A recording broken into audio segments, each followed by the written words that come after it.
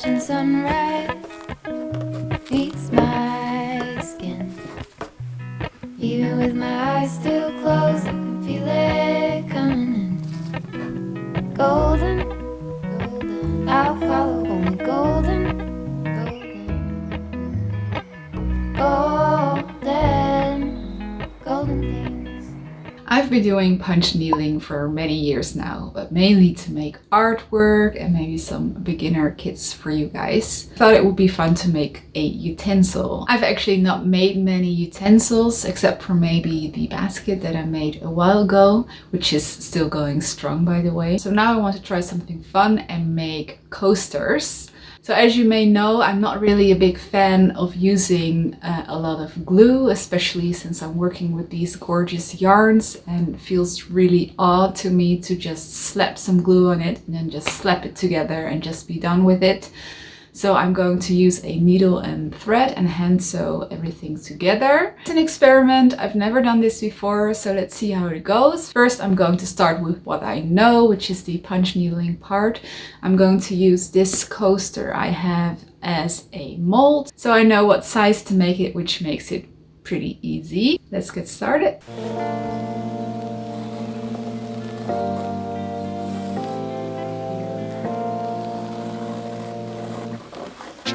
So I want to keep the design really simple, and I think I'm just going to make like a rectangular shape, something like this.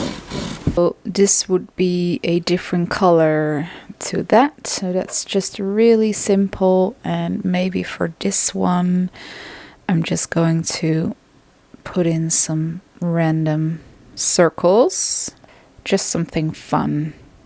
I'll be using the ergonomic lavor punch needle. I'll be using this orange light color together with this petrol. I think they are really nice in contrast, so that would work great for this design. Do I like this setting? Maybe one longer. Okay. And I'm just going to trace the pattern here. Around the edges I'm going to make quite small stitches because I want the edges to look really clean, and with small stitches you get that. So I think this is about 2 holes in the fabric, and the rest of it I will punch with about 3 holes. And I'm using a gripper strip frame, which is really ideal for punching. It holds the fabric super tight and makes punching really enjoyable. I will have these in my shop very soon. Quickly snip off this tail and finish it right here. And I'm going like that and making my stitches slightly bigger. It's always important to keep checking the loopy side. So as you can see here, I'm not filling up everything exactly. As long as on the back the loops fill up the space, it's fine. And I don't want it to be too tight. So as you can see, the loops are filling in the area really nicely, and I think I've got about 1 more row to do still here. So I've threaded the needle with my new color, and I'm again making small stitches around the edge of the area like this. So I've just punched the circle, and now I'm going to do the little dots in between. It's not maybe the official way to do this, but it's easier. So I'm just going to randomly pick some places.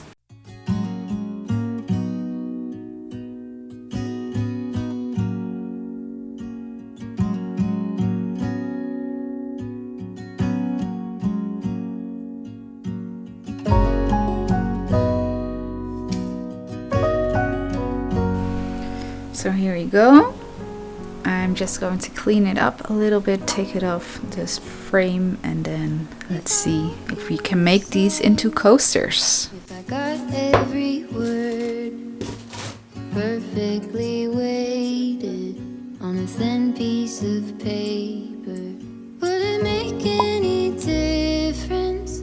Would it change for the better if I wrote you a... So I make quite small stitches for these, and that's why I think they are elevated a little bit. So what I'm going to do is I'm going to tuft these so they are the same size.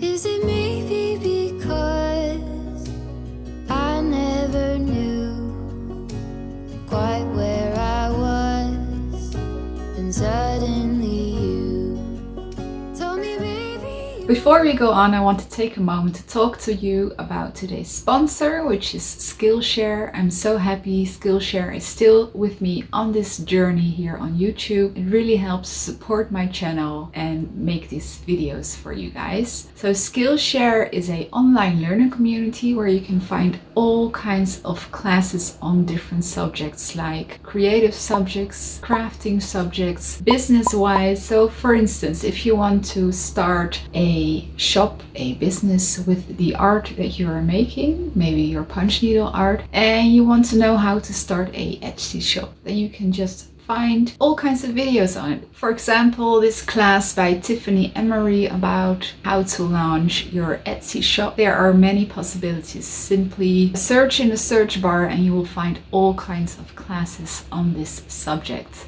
First 1,000 people to click the link in my description box will get a free month on Skillshare, so you can just try it out, search for yourself, see what's possible, all risk-free. So I'm just going to cut around the edges here.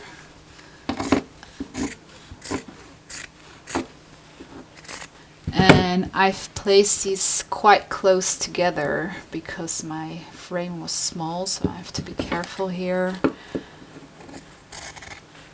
And make sure I really cut in the middle.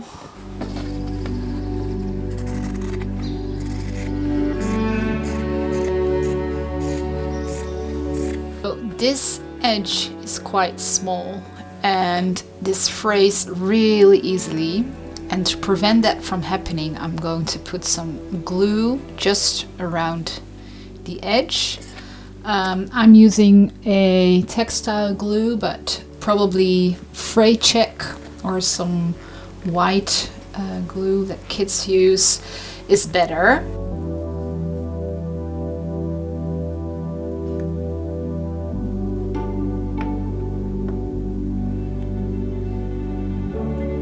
The glue is almost dry. What I'm going to do now, and hopefully this will work, is cut in a little bit. And I'm not touching the glue here. And now I'm going to sew this with a simple running stitch, leaving a little tail on this side, just making sure this sticks here. That's why I'm doing it in these steps.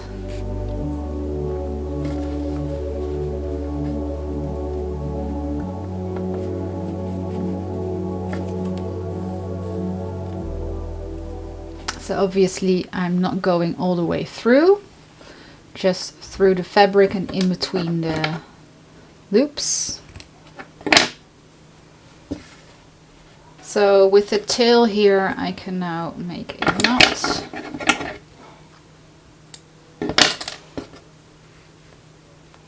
So now we want to get a piece of fabric to cover up this messy side, and I've got a piece of felt here. Preferably I would have got a different color, but this is what I have at hand in this shape.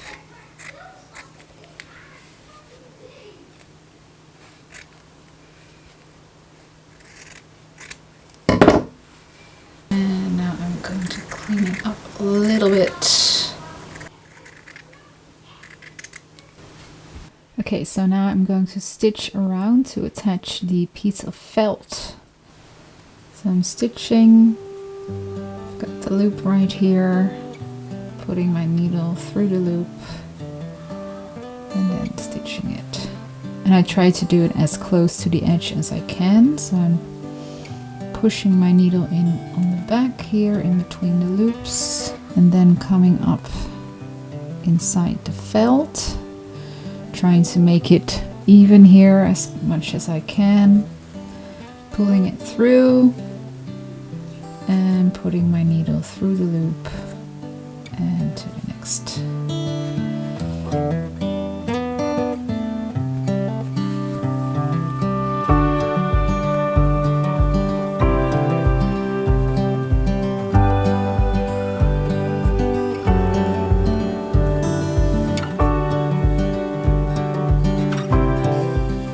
So far it's going pretty well. As you can see here, you can see the stitches quite clearly and they are a little bit messy.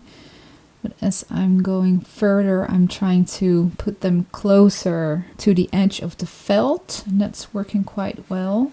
Okay, so I finished sewing the back and I think it looks quite neat. And now on to the next one. So guys, I messed up. I didn't put the glue around the edges like I did with the other one, and I thought it would work, but yeah, it's going totally wrong, guys. I wanted to try a different method this time by making the whip stitch as a design feature and just cover the edge here with the monk's cloth, and then afterwards put in some felt. I didn't put the glue here, and it started unraveling really fast, especially at the part that was really short because I placed them together really close. Even the loops are coming loose. So I'm going to give up on this one. So let that be a lesson for you. Use fray check or glue. I've actually just ordered fray check and I ordered many, so I think I'm even going to put some in the shop. And I also thought that maybe I didn't put the glue in the right place, so I put it just around the edge, but maybe it's even better to put the fray check like an inch in, so that also when you fold it over, the rest of it doesn't fray. So lesson learned, and it should go better next time. But I do like this one. I think it looks really neat and nice, and for a first time I think it's okay, and I might be making some Christmas ornaments. Would you like to see that in a video? Maybe in the coming weeks that would be fun to make a Christmas themed video, so let's see if I have time for that. I hope to see you next time, guys. Bye.